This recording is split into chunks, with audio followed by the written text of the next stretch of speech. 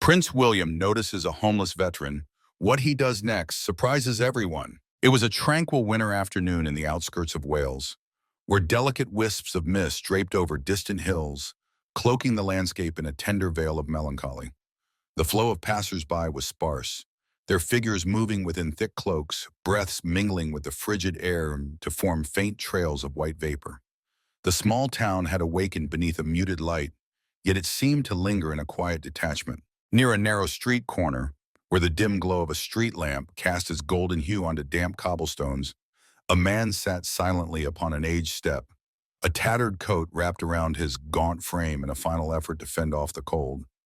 His beard was white, streaked with the marks of time, like remnants of a once proud life. The shoes he wore, now worn and faded, still bore the faint outline of a time when they marched in the orderly ranks of the military. In his trembling, calloused hands, weathered by years, he held a small piece of wood inscribed with a simple plea: "See, former soldier of the realm, any kindness helps." His name was Edward, a name that now seemed to echo only within his own memories, for it had been far too long since anyone paused to ask. His eyes, heavy with sorrow, gazed into the undefined void before him, as though searching for a spark that had long since faded. Occasionally, a passerby would leave a small coin, its gentle clink against the stone, a fleeting gesture of consolation. Yet most continued on in silence, their gazes drifting into the distance or deliberately avoiding that faint silhouette, a soul who had once offered himself to his nation, now forgotten amidst the chill of life's currents.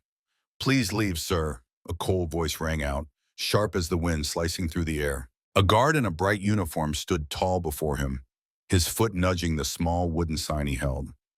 "You're unsettling passersby. This isn't a refuge." Edward didn't respond immediately. He blinked slowly, as if the light around him had blurred into a hazy fog. "I'm not troubling anyone," he murmured, his voice a soft whisper amid the breeze. "You're an obstruction," the guard retorted harshly. "Go beg elsewhere." "I gave myself to this country," Edward said, his tone low and steady, amid smoke and battle, leaving nothing but memories.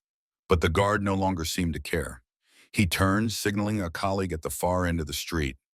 Just then, as the guard's hand reached for his radio, an elegant black car glided to a stop by the roadside.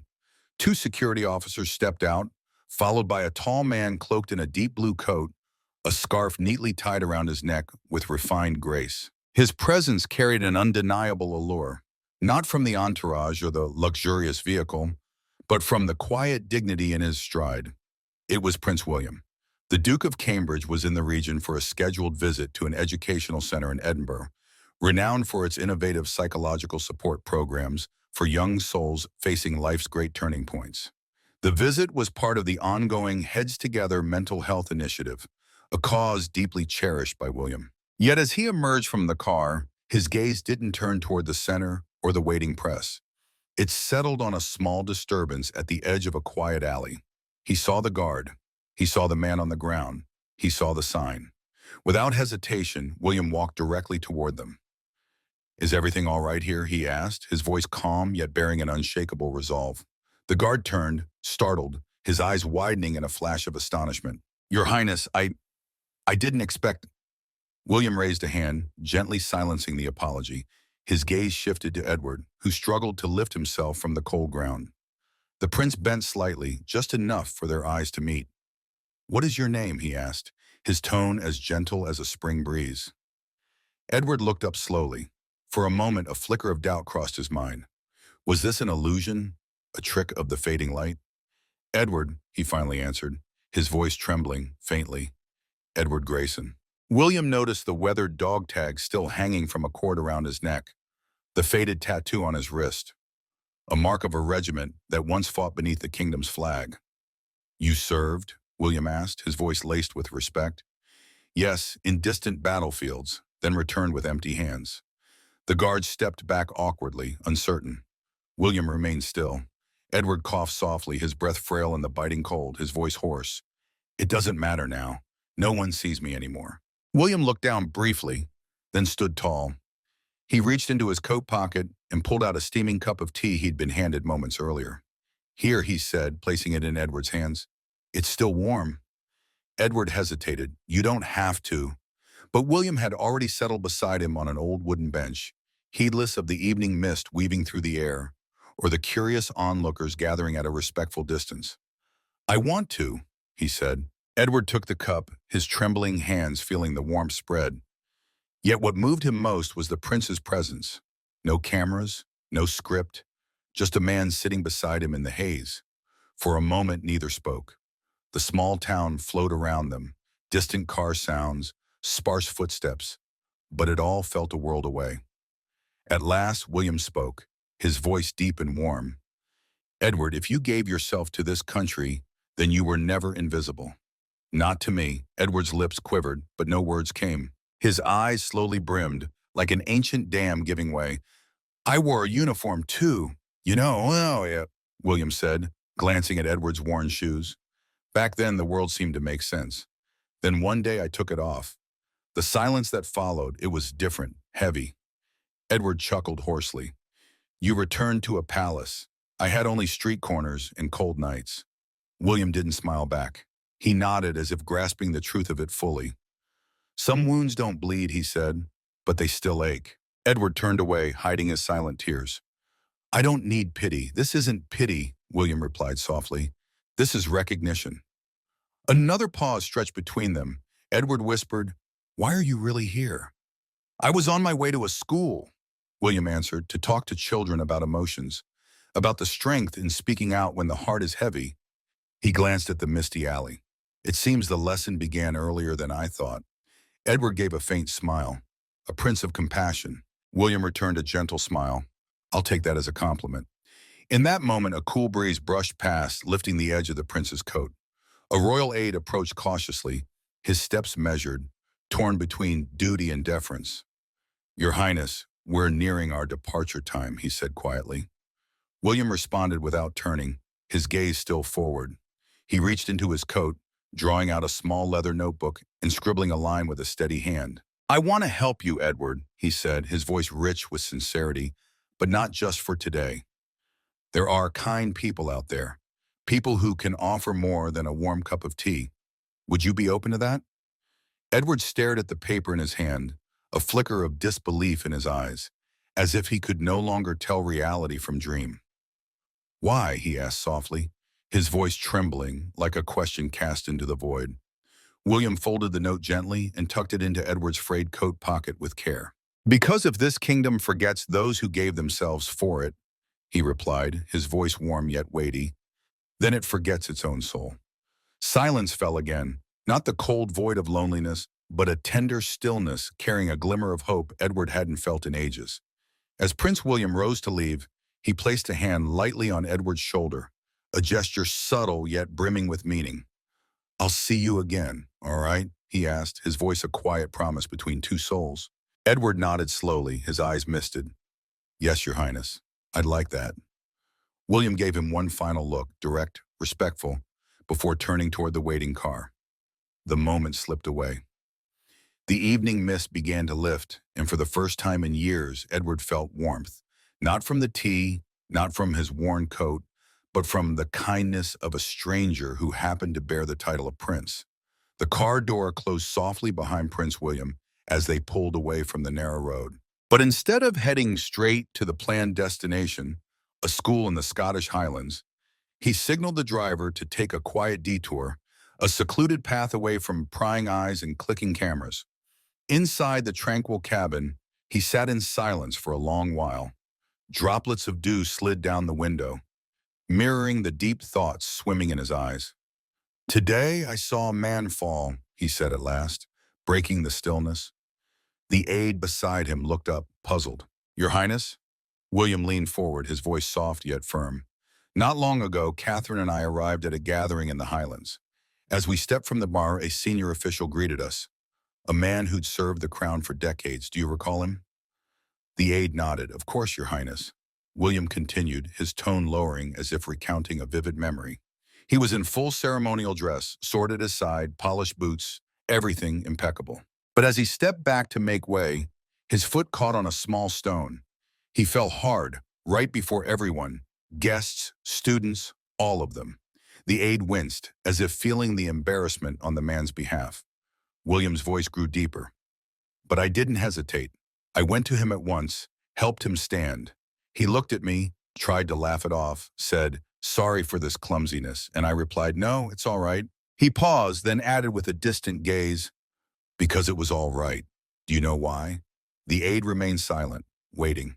"Because I didn't see a misstep," William said, his voice thick with emotion. "I saw a man who'd given his life to this country, someone deserving to be lifted with dignity." He turned to face the aide fully, his eyes resolute. "That's what today is about, not photographs or grand speeches. It's about the moment someone stumbles, whether in public view or quiet solitude, and another reaches out without a second thought." The car came to a gentle stop along a quiet lane leading to a community center in the English countryside. But Prince William didn't step out immediately. Instead, he pulled his phone from his coat pocket, his gaze lingering on the screen in a prolonged moment of reflection. Then, as if resolving something within, he dialed a number he hadn't called in years. It rang twice before a familiar voice answered. "Captain Hargreaves speaking." "James," William said softly, a faint smile touching his lips. "It's Will." A brief pause of surprise echoed through. "Your Highness? It's been a long time." "Indeed," William replied, his voice warm. "But I need a favor. I just met someone, a veteran named Edward Langley, once of the Royal Infantry Regiment. He's been on the streets, James, for years." "Tell me more," James said, his tone instantly serious. "I want him out of this hardship today. He needs a warm place, a safe one, someone to talk to, proper mental health support, everything he requires."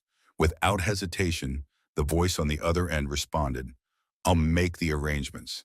There's a pilot program, small, discreet, limited spaces, but it's built exactly for this." William exhaled, gratitude filling him. "Perfect. I'll bring him to you." After ending the call, he turned to the aide. "Before we go on, one more stop." 30 minutes later, William returned to a small street corner amid the windswept fields of Yorkshire. The cold breeze had replaced the rain, carrying thin clouds across the sky, and the trickle of passersby had dwindled. Edward was still there, seated on a frigid stone slab by the roadside. He hadn't moved much, but something in his posture had shifted, his shoulders a little less hunched, his eyes glinting with a rare alertness. He looked up at William, surprise flickering across his face. "You came back," he said, his raspy voice tinged with disbelief. "I said I would, didn't I?" William replied, settling beside him on the stone, his gaze steady. Edward gave a dry chuckle, then lifted an empty paper cup, pretending its warmth lingered. William spoke plainly, his voice gentle yet firm. "Do you have somewhere to go tonight?" Edward shook his head. "I usually sleep under a barn overhang nearby. It's dry enough, but the wind cuts through." William nodded, his expression thoughtful. "You don't have to endure that anymore if you're willing. I've made a call. There's a place, clean, safe, run by former soldiers. Not a makeshift shelter, but a real program for those who've served." Edward blinked, stunned. "You did that for me?" "I did it because no one else has," William said, his tone low but resonant. "And that's not right." Edward turned away quickly, masking the swell of emotion. "You don't know me. I could be anyone." "I know enough," William replied, his gaze unwavering. "I know you once carried the same flag I did. That's all I need to know." Edward fell silent for a long moment, then his voice broke, choked with feeling. "You know, I used to be tough. For years I didn't cry, not in the fire of battle, not when I lost my closest comrade, not even when I lost my home." William didn't speak. He waited. "But right now," Edward whispered, his eyes wet, "I feel like if I say another word, I'll fall apart." And then he did. Tears spilled quietly, unstoppable. Not the loud sobs of despair, but the soft unraveling of years unseen, unheard, unheld. William didn't flinch.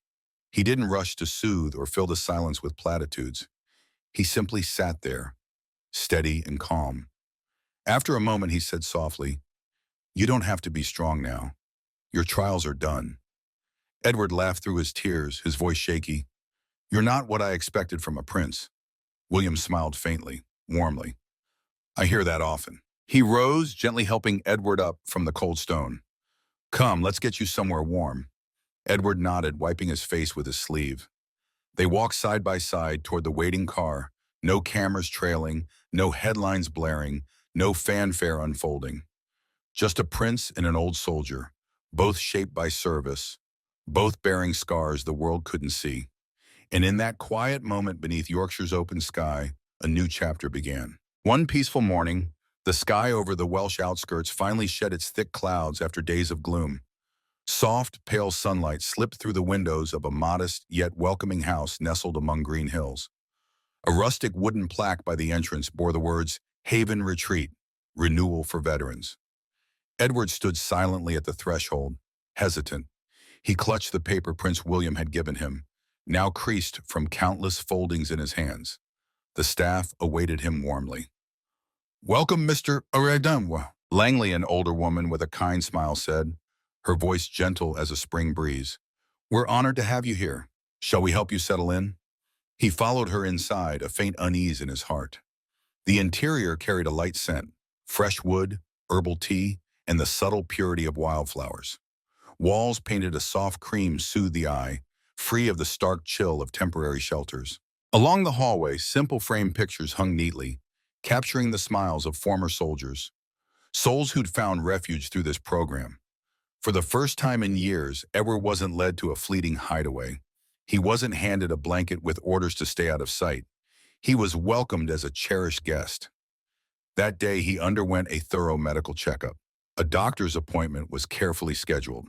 A counselor with warm eyes, seasoned in the ways of hidden wounds, introduced herself gently and offered to listen whenever he felt ready. No pressure, no judgment. A career advisor spoke with him, outlining retraining courses, one in gardening, one in warehouse management, another in machinery repair. "There's no rush to decide," she said, her tone encouraging. "Take your time." Lunch was served hot and hearty. He sat with other men, some younger, some older, all bearing invisible scars like his own. No one pried into his past.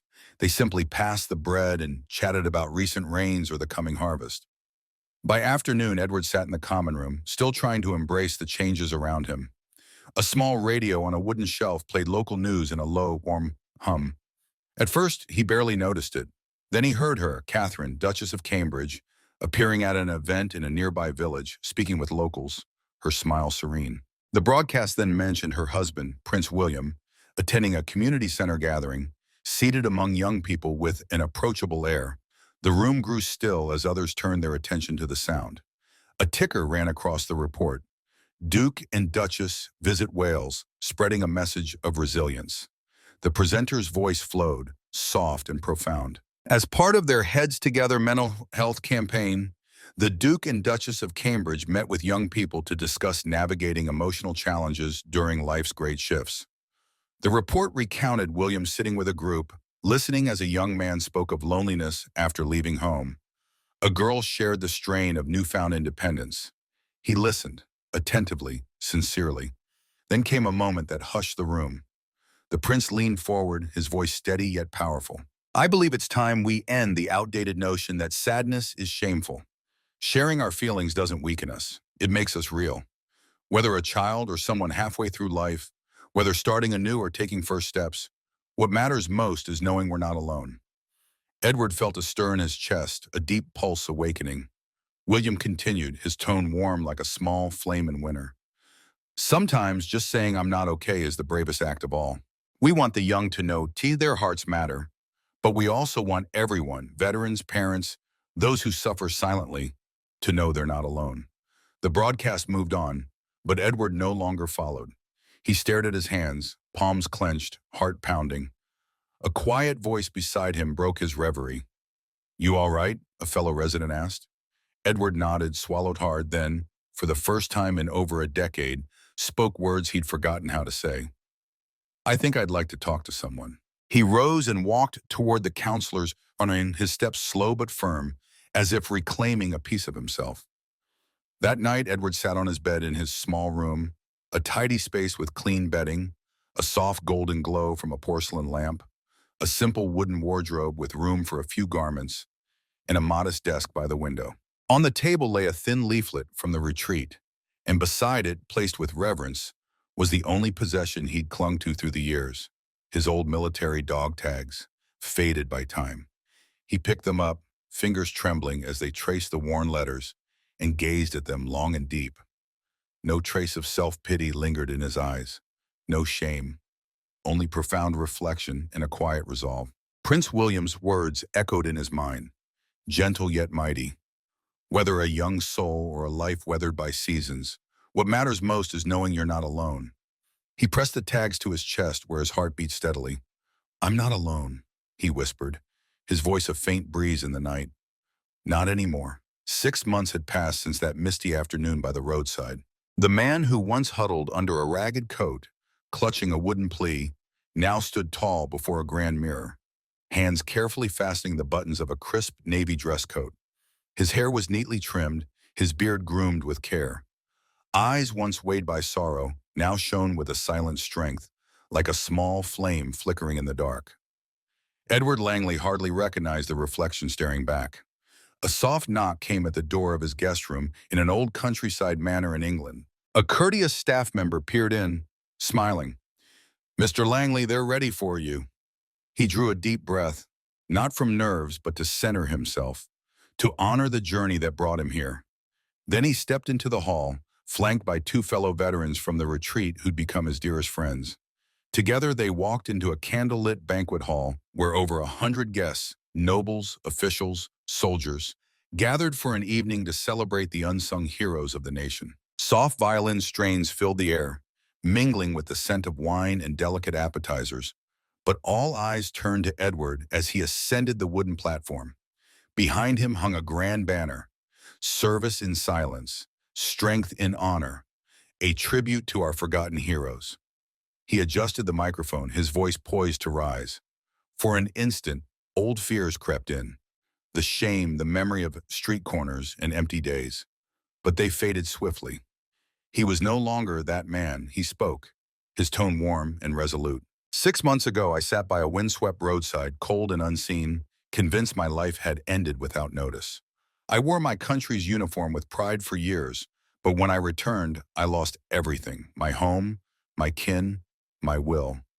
I wasn't just homeless. I was forgotten." Then someone saw me.